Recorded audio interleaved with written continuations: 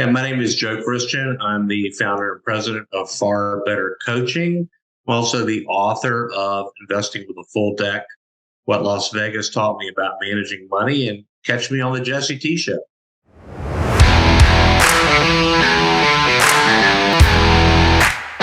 Joe Christian, welcome to the Jesse T Show, brother. Thanks for having me. Yeah, man, it's been great, plugging into you and hearing about your story and your journey. And I wanted to expand on that conversation. I wanted a few people that haven't heard about your journey yet to hear a little bit more about you and what it is that you do in the world. So if you could, just give us a little color context as to who you are and what you do. Okay, I studied economics in college, and actually graduated somehow. And I was a financial advisor for 32 years. And the second half of that time, I had my own advisory firm, and I sold that in 2012. And since then, I've been kind of moved into more of a money coaching capacity with people, and that's working great. And finally got around to writing a book, and it's done really well. I'm very pleased. Let's talk about that to a degree, and I'm sure we'll jump around a little bit with your story. But you were so gracious to send me I was grateful. You were gracious enough to send me a book called Investing with a Full Deck, and it's what Las Vegas taught me about managing money. So it's definitely an attention grabber. Want to hear about the impetus, the experience, your journey with the book and what you've seen it do in terms of your life. Talk to us a little bit about the book. Okay. So I've always been a card player, a game player. We played poker, as kids, but not at the level that people play at these days. And so I had this idea for a book after I had this epiphany. One night I was walking through a casino and I was watching people playing roulette. And the roulette table now has a bar, and it keeps track of the last 15 places the ball has fallen. Okay. And people were around it in droves, and they were divining patterns on this post. And I realized that it didn't make any sense, that the roulette ball actually doesn't know where it just went, so that every spin of the wheel is independent of its history. And I remember asking a guy, just out of curiosity, I said, how are you using this wheel? And this post, how are you divining patterns? He said, well, I wait until, say, it lands on red like 3 times in a row, and then I make a big bet on black. And I said, well, that doesn't make any sense. So I went back and I wrote this article called "The Roulette Ball Has No Memory," and it was published in a business magazine, not the big local magazine. But I remember talking to a friend of mine who had a very successful business, and I was explaining to him about my roulette experience, and he said, "Well, I don't really understand what you're trying to say." And I said, "Well, if I flip a coin 9 times in a row and it lands on heads, what are the odds that next time I flip the coin that it lands on heads?" And he goes, well, that would be astronomical. I'm like, no, it's 50-50. He said, well, that's your theory. I'm like, it's not my damn theory. That's just the reality of the situation. And I just kind of started realizing how skewed people's thinking was. And I started thinking about my investor clients and how they were using history, highs, lows, market trends to position themselves going forward. And it caused people to buy market tops, and it caused people to sell market bottoms. And so then I took it upon myself to learn how to play poker. I was fortunate that I was taught how to play poker by a guy that was arguably the best high stakes poker player in history. I had no idea who he was at the time. And a month after that, I was in a tournament with 1,280 people, and I came in first. And I was just like so excited. Yeah, I was so excited. After a month of training under this guy, you went from 1280 to a pool of 1280 to number one? Yes. We beat out 1,280 people from all over the place. And then it kind of evolved to where I started using the whole Vegas experience and the poker table more specifically as a kind of an aquarium to view the way that people deal with their money. And after a couple of hours of playing at a poker table with, 9 complete strangers, I was pretty confident that I could tell you how every one of them invested their money. Wow. Because the same pluses and minuses just materialized beautifully at the poker table. I mean, you had the people that were, going to go there until they lose all their money, no matter how long it takes. And you had the people that were boring and methodical and plodding along. And as we say in poker, they were grinding. And they were pretty consistent winners. And so, so I had that experience, and it just became the lens that I looked at everything through, because Vegas is, money's moving around all over the place, and it's moving from unsophisticated people to sophisticated people. Just like the market. Just like the market, exactly. And so I had that vision, but also as a financial advisor, the people that really needed what I knew were the people that I couldn't afford to do business with. They didn't have enough money to make it worth my while. It's the catch-22. I've seen this. Yeah, it's interesting just to kind of pause there, because there are so many people that need that linchpin, that force multiplication of like where they are at. They don't have, maybe the assets under management. They don't have the money to be able to pay you a fee, but they need it the most. And they're kind of in this catch-22 of, well, how do I get started if I can't afford you? Right, exactly. That always kind of bugged me. And I'm like, okay, I'm going to write this book, and maybe they can afford $20, and I'm going to have this book that has everything I've learned about investing, about how money works, the psychology of money, and I can serve those people. So that was kind of how it all started. But I had never written anything significant before, so it was hard. I believe it. And I want to jump into that process here in a little bit, but I want to tie back to how did you find this poker coach, and what was the process for you to go from where you were at to, again, I think it was 30 days where you beat out almost 1,300 people. Like, what was that experience like for you? And what were some of the things that you picked up, or that he taught you or she taught you? Well, it was a he, and I learned that. I remember asking this guy, what was the secret of poker success? Yep. And he said, well, that's easy. He said, people think about their poker playing ability the same way they think about their sexual ability. Everybody thinks they're better than average, and half of them are wrong. So they keep coming back.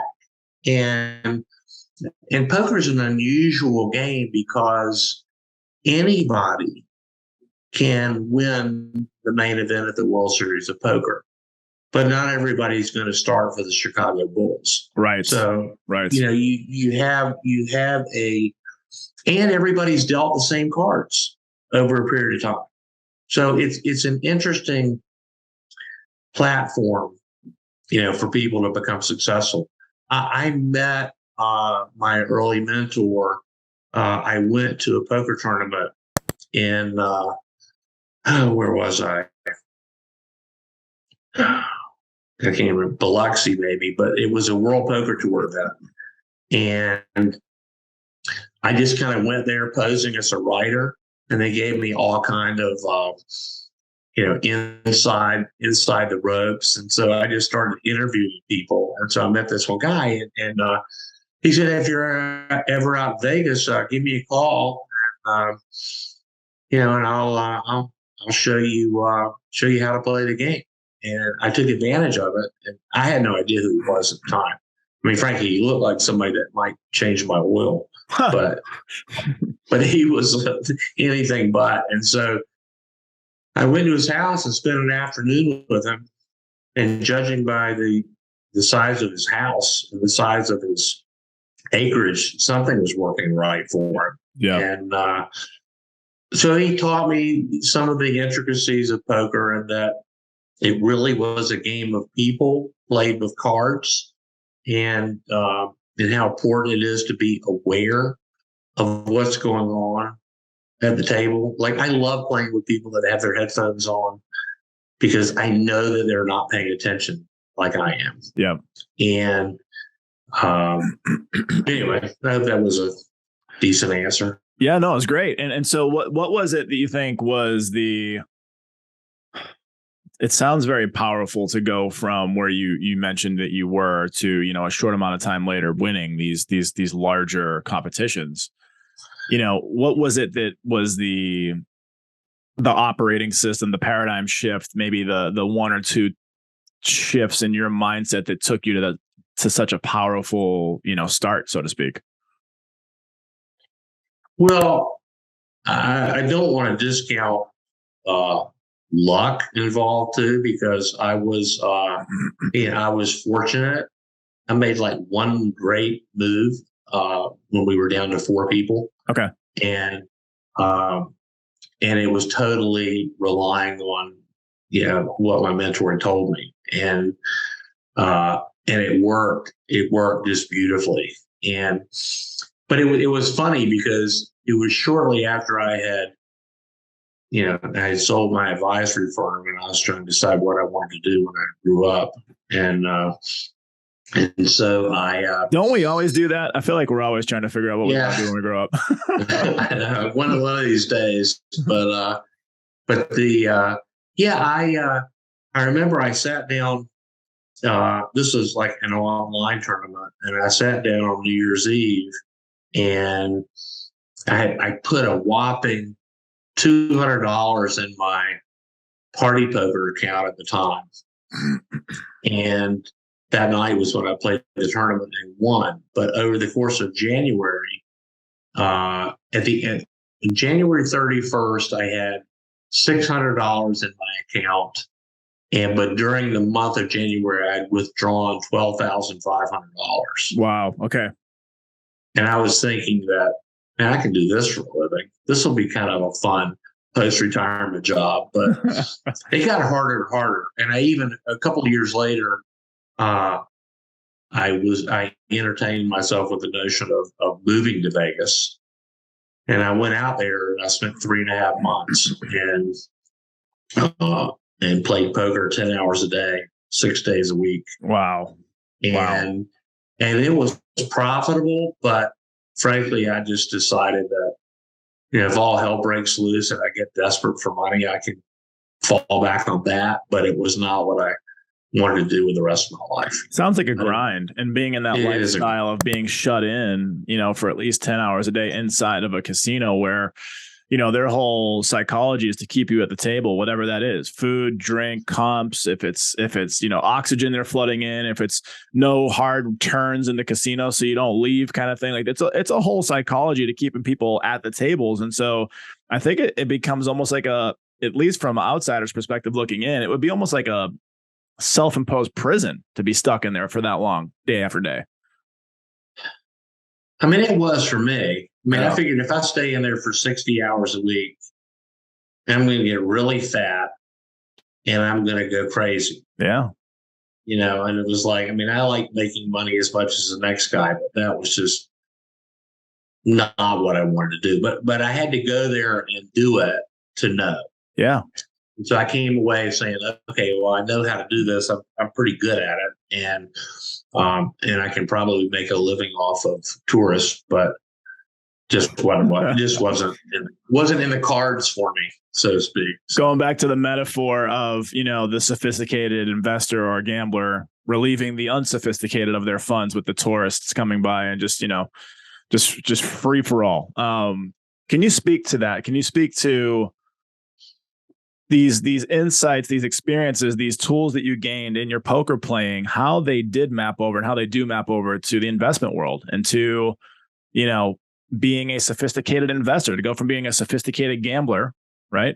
Almost, it sounds like if you weren't, you probably could have been a professional gambler. I guess professional would be if you're making money and not losing it. So right. how does that, translate into the investment money management world? Well, I believe that the long-term secret really to investing is, number one, you need to actually spend less money than you make. Yep. I know that sounds really trite, but it's true. But people are in debt up to their eyeballs, and they're gambling and they're trying to find the next Google, the next Bitcoin, whatever. And the people that tend to do very well over the long term are unemotional, methodical, boring grinders. Yep. And investing like that doesn't do you well as far as cocktail conversation.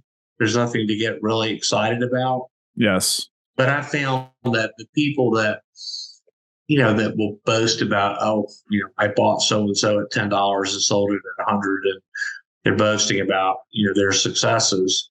They've forgotten all of their failures, and they've had a lot more failures than they've had successes.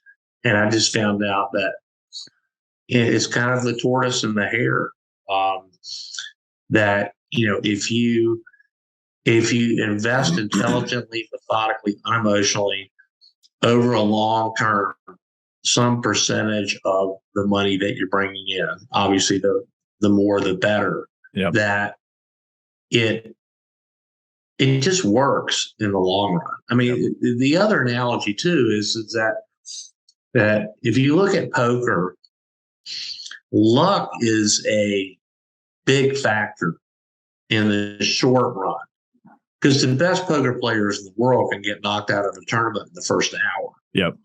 And people that don't even know the ranking of the hands can end up, winning a tournament. I mean, I've seen it, over and over again. And I think that that people,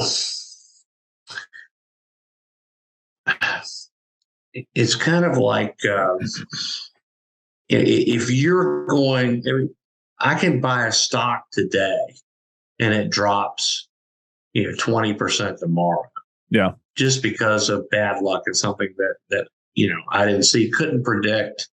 But again, over the long run, skill and technique prevails, and it's actually very predictable. I mean, you do see the same people at poker tables making final tables and winning tournaments. And again, they're all dealt the same cards. So over the long run, people who play correctly do well. It's the same with investing. I mean, the term that they use in poker is variance, which is the fluctuality of one's bankroll. Yeah. And a lot of people don't have a large enough bankroll, frankly, to play at the levels that they play. I mean, if you've got a $10,000 net worth, you don't need to be entering a tournament where the entry fee is $5,000. That makes sense. People do that all the time. And so it's, boring kind of wins. It goes back to, and I'm sure you know this, just being in the industry for as long as you were, with financial planning, investing, growing portfolios. Warren Buffett, he's one of the, the icons of this industry, and his somewhat genius to purchase his first stock at 11 before the internet, long before the internet, and before you could do, like, he's really where his skill set comes in, is he can read 4 to 8 hours a day, and he likes getting into the muck and the mire and the denseness of company financials and reports. And so, like, this is he was made for this, right? Not many people are going to spend their lives doing that, but in his mindset, one of his core philosophies is buy and hold and long-term strategy. Buy a company, own a company. And he owns so many companies because he's done it so many times over and over again. And this is kind of what you're alluding to in terms of, to a degree. But for those people, which there are many, that are over leveraged and debt up to their eyeballs, people that don't have positive monthly cash flow, they're bleeding and they're losing money. The core tenets to cash flow is like you said, number one, making more money than you spend, having some sort of system in place, whether it be a budget, whether it be, a debt pay down strategy to get back to a place where they can really reallocate those funds elsewhere to grow their portfolio, to buy real estate, to buy stocks, to buy whatever it is, businesses, whatever they want to get into that they, eventually become sophisticated in, or have someone show them how to do that. What are your core tenets, belief systems, maybe one or two strategies that you can throw out for the person that wants to create more cash flow in their life every month, whether it's through debt reduction, debt payoff, whether it's through, budgeting, what are some of your belief systems and ideas around that? The first thing is that everybody needs a budget. And frankly, most wealthy people have budgets. Yep. And because you need to be able to wrap your brain around what's going on in your money world. Yes. If I'm talking to somebody and they say, well, I consistently invest, between 15 and 20% of my net income on a monthly basis, and I have it diversified among a number of growth opportunities and maybe some fixed income opportunities. And, I'm well diversified. I'm just doing it methodically. And I don't really care what the market does. At this point right now, we've had a horrible market year to date. Yes. But these people who are long-term are continuing to buy investments, and they're continuing on a monthly basis to allocate money to the market because they know that these times, are not going to last. And again, to make the poker analogy, you can have a bad run of cards where you just can't buy one. Yep. But that if you play long enough, that eventually cards will start coming and everything will kind of even out and you'll be in a position to prosper. And I remember reading a long time ago, and I wish I could source this. I've been unable to, but I know that in the 1980s, that the number one performing mutual fund was Fidelity Magellan, managed by Peter Lynch. And so if you bought that fund at the beginning of the decade, went into a coma for 10 years, and woke up, you were up like 550%. Yep. Okay. But Fidelity's own numbers said that during that decade, that over half of the people that owned Fidelity Magellan at any time, over half of them lost money. And I've had people say, well, that's mathematically impossible. And I would argue that, well, not only is it possible, but it can't be any other way. Because the truth of the matter is that people buy tops and they sell bottoms, because that's what creates tops and creates bottoms. So the majority is always wrong, and you want to be on the side of the seesaw with the fewest number of people on it. Yeah. If you want to be off the ground. And so you have to be able to buy stocks when it's uncomfortable and scale back when you feel like you're going to the moon. And the best way to do that is just to diversify, reallocate periodically so that you're moving money from stuff that's made money to stuff that hasn't. And you do that over a long term. And you can look at almost any long term, I'm talking 20, 30, 40-year chart of doing that. And the numbers are astronomical. And they're huge drawdowns for people who've lost a bunch of money. But, I was an investment advisor when the market crashed in 87. And I remember sitting in a room with a bunch of people, and we all thought we were really smart. And we were so shell-shocked by what had happened that we were discussing what we were going to do to make a living because the stock thing was over.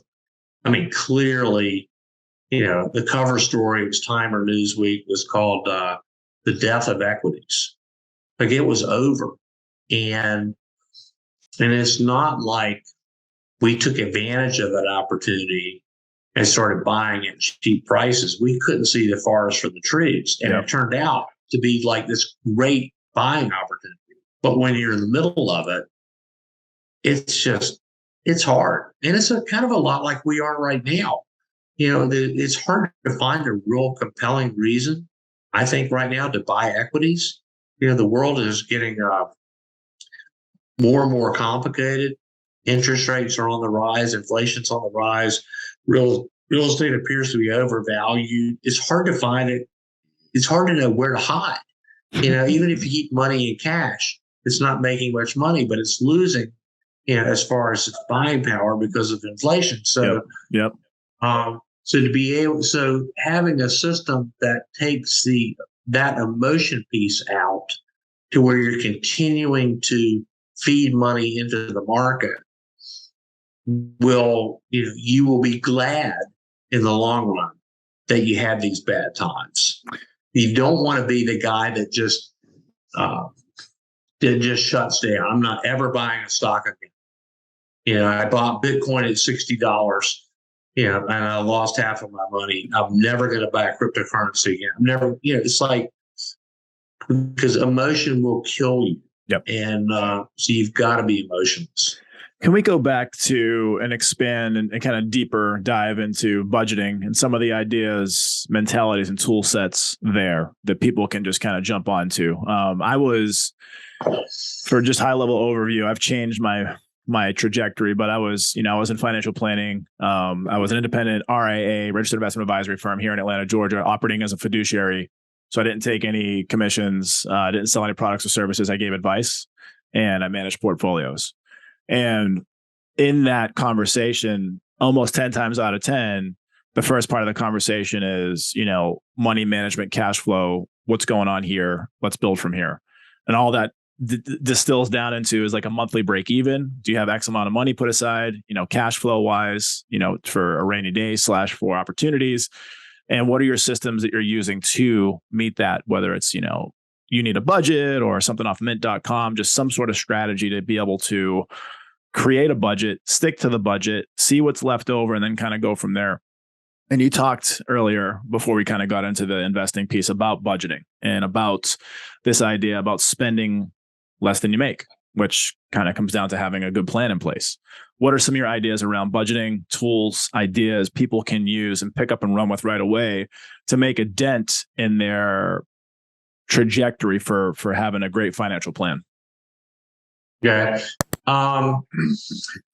In my book, I outline what's called a bucket strategy. Okay. And the bucket strategy is, let's just say, we'll pick a number. We'll say 20% of your net income needs to go into what I call fuel. Okay. Okay. And most of the people that I consult with have debt. And I'm not talking about mortgage debt. I'm talking about car payments, credit cards, student loans, all that kind of stuff. And so if you take that fuel, you want to allocate it among three places. Number one is to retire debt. Number two is to invest. And number three is to build up a kind of a safety net fund. Yep. Just an emergency savings plan. And you allocate it, percentage wise. It's, I don't know, for sake of this discussion, the specifics are probably better looked at in the book, but you want to spread it out among those until, number one, you get your emergency savings account up to where it's 6 months. Okay. Which is what I think is good. Now, let me ask you, for your 6 months, you might be expanding on the 6 months of just your cost of living. Is that pretty much like your bills being paid? Yeah. 6 months of your monthly expenditures. Understood. Okay. And then taking a portion of that into retired debt. Okay. Until that's done, and then have a portion of that, dedicated toward retirement savings. Preferably, starting with tax deferred plans, 401ks, IRAs, and so eventually, when you get that bucket strategy working, you've got money going into three places. Well, when your emergency savings gets to that 6-month level, yep. you don't have to put any more money in there. When the debt gets retired, you don't have to put any money there. And eventually you work to where all of your fuel is going toward yep. investing. And, but it's you got to have some structure and some methodology behind it. You can't just shoot from the hip. It's just too difficult. And frankly, people don't like to talk about it. The other thing, people, I used to laugh that my clients would tell me they were having an affair with their next door neighbor before they tell me how much money they owed Visa, because it had so much shame associated with it. And people were living, beyond their means. It's going on right now. Personal debt levels are rising dramatically right now every month. So it's feeding the economy, but it's with borrowed money. And now that interest rates are going up, the debt service on that money is going to be more and more costly. It's going to make it more difficult to dig yourself out of that hole. And but people, and the other reason for the book too is that everybody has their own conversation about money. They're good with it, bad with it. They're really smart. They're really ignorant. They're disciplined. They're reckless. Everybody's got their own thing, but nobody talks about it. And I wouldn't sit down with a good friend of mine in my 20s going like, man, I'm making really good money, but boy, I'm running up the debts like you wouldn't believe. We didn't have those conversations. Right. And we were all doing it, and so I think it's important that people feel like, there's a safe place where they can talk about their, the way that they are, mentally with money. And my book is in 3 sections: mindset, knowledge, and execution. And in that order, because mindset, you need to really get honest about how you are with money. And you need to dispel some of the myths that you probably picked up along the way. And so you got to get your head straight, number 1. Yep. Number 2 is the knowledge. You need to learn about what investments you should be making and which ones, probably more importantly, you should avoid. So you need to have a basic understanding of what's what in the investment world. Yep. And then the third piece is execution, which is where most people drop the ball, because I know that if I drink a fifth of liquor a day and smoke 3 packs of cigarettes, I know what that's going to do to me in my body. Okay. If I eat well, go to the gym, dojo, whatever, and where I also know what that does. Yes. But that doesn't necessarily get me out of the bar and into the gym. And so part of what my coaching is to hold people accountable to actually executing on, what they've learned, hopefully, to that point.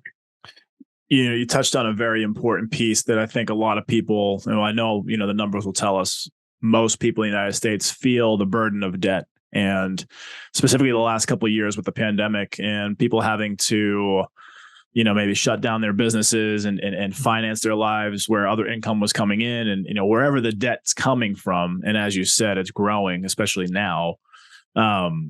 It's really putting people in a bad position. And so you've used the term 2 or 3 times now saying retiring debt.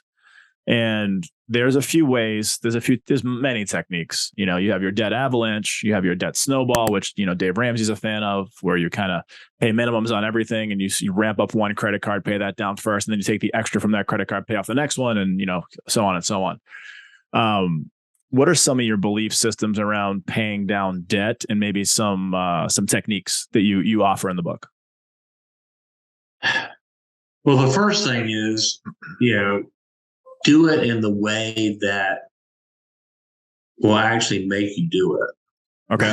That sounds really simple, but I mean, I get what Dave Ramsey is saying, but I think that I would be, if I had 3 or 4 debts out there, I would be paying the minimum on all but one and paying all the excess to the one that had the highest interest rate. Okay. I mean, it just mathematically, it makes sense. I mean, some people would argue that we'll pay the little ones off no matter what, just get them out of your life so you can, have 3 debts instead of 4. I don't subscribe to that. I think that if you're going to be disciplined, pay off the high stuff first, and then start. Debt is without any question is the number one obstacle to investing in financial success. And once you get to the point where the debt is behind you and you're actually putting money to work for you on a consistent basis, not only does that work mathematically, but how about emotionally? Oh, yeah. How about spiritually? How about knowing that, hey, man, I'm actually moving the ball down the field here. I'm like making progress toward my goals. Being able to figure out how to structure all of that is so much more important than whether I buy Apple or IBM. I mean, it really is, because, again, the investment side can be very boring, but you got to have money to put to work. Yeah. I mean, if you've got debt that you're paying 18% on, and you're putting money into an investment, well, that investment's got to return more than 18% a year for you to be better off. I mean, I tell my clients that, if you've got a credit card that's charging 18% and you pay toward that in a big way, you are getting an 18% guaranteed after-tax return on that money. Yep. And I don't have anything on the investment side that does that well. Not legally. Not legally, no. So again, I think that, and part of the mindset too, one of the more interesting articles I read was an article about Larry Fitzgerald, NFL pro, played in Arizona, and who has been instrumental with the NFL in teaching their athletes who are getting close to retiring, and some even while they're playing, like how to manage their money, right? Because the data is so bad about these people's finances when they get out, although they're making a ton of money.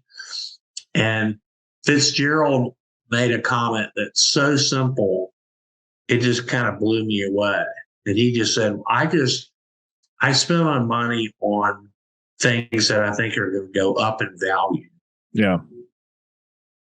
And you really have to think about that for a while, because, I mean, at the time that he wrote that article, he was driving a 20-year-old car, making millions of dollars a year. Yeah. Now, and I can promise you, he's not going to go buy a brand new BMW or Mercedes. Not going to do it, because he knows that when he drives it off the lot, he's lost 25% of it. Instant depreciation. Yeah, he might buy he might buy a 20-year-old Ferrari for $25,000 that he can drive and have fun with and maybe get a good deal on it. Yeah. And maybe in a couple of years sell it for 30. He might do that, but his whole mindset is, I just don't want to put money into depreciating assets. And we do that.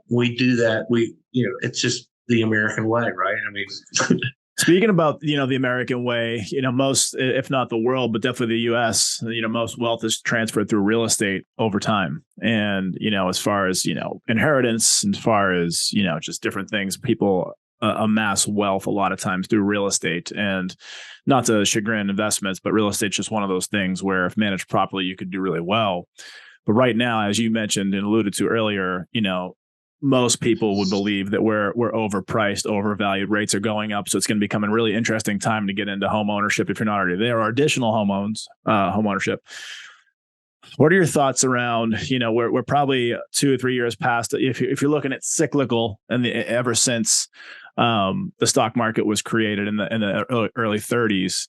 We usually go on like a 10-year average of what's called a bull run for people that are listening, where the market's good or quote unquote good, and people are doing well, and people are making money, and people are investing. And then we usually go on a 1 to 2 year bear market where things slow down, interest rates have risen, inflation's risen. Now we have to cool off the market, shorten the money supply, all these different things. But it's cyclical if you look back. And usually, like clockwork, it's usually about 10 years good, 2 years recession, 10 years good. And so now we've gotten into a very strange place where we probably should have had a recession 2 to 3 years ago. And home prices, especially where I'm at in Atlanta, Georgia, and I'm sure probably across the country, to me seem anywhere between 10 to 20% overpriced, except for recent months where people were having to come out of pocket cash offer on top of what the listing was. It's just a really interesting time. So what are your thoughts around real estate right now? Bubble potential? Are we going to continue to shoot through the roof? Like, where do you feel like the market's going with real estate? Yeah, I feel like we're in a bubble. Yeah. I think that I had a family member of mine that recently bought a really nice home, and they closed on it in January of this year. They got a 3 1/8% fixed 30-year mortgage. Yeah. Okay. If you were buying that house today, yeah, she's at 6 3/4, maybe 7. It's crazy. And I mentioned that to her, and she said, "Well," I said, "So well, how would that have affected me?" I said, "Well, the mortgage payment that you're paying right now would be more than twice what you're paying." Yep. She said, "Really?" I said, "Yeah, really." And she goes, "Well, they just wouldn't have even been doable." And so the effect of that, I mean, I'm in a hot real estate market. I mean, we're probably as good here in the Research Triangle Park as anywhere in the country. For sure. Yep. And things are starting to turn over even a little bit here. I mean, in other parts of the country, it's been doing it, for a year or two, but we're kind of in a hotbed. And I hear people out here saying, "Well, it'll never happen here," but we'll see. I don't see any real compelling reason to be buying real estate with the notion that it's going to be worth more next year than what you're paying for it right now. Yep.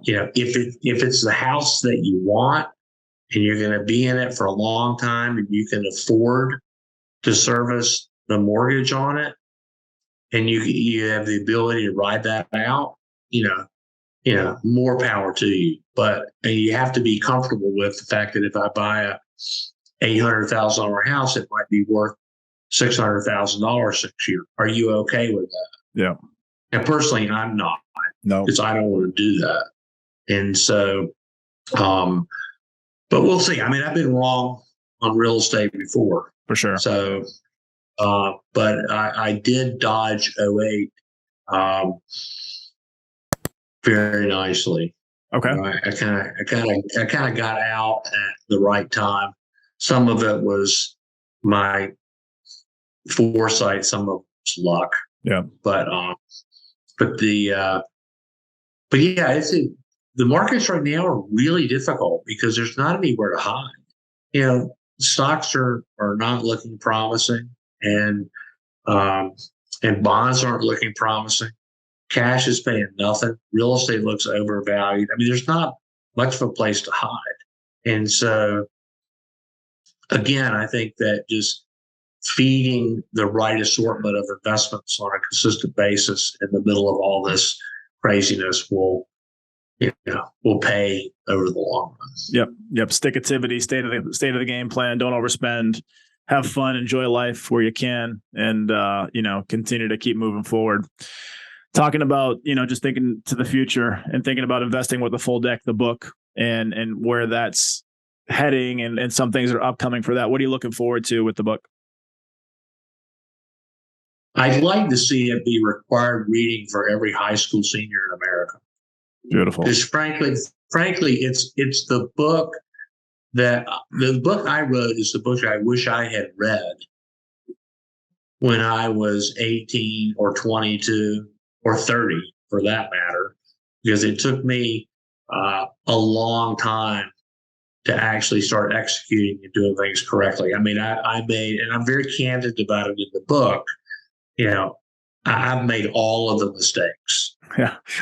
I mean, I've been through all of them, and I've done things wrong, and I, finally got the ship righted, and somebody can read my book and perhaps, avoid making some of the mistakes, that I made. But, but I enjoy doing speaking events, talking about the psychology of money. Yes. I just recently did an event. We had 4,000 people there in Las Vegas, and had a bunch of money guys there, and that was exciting and productive for me.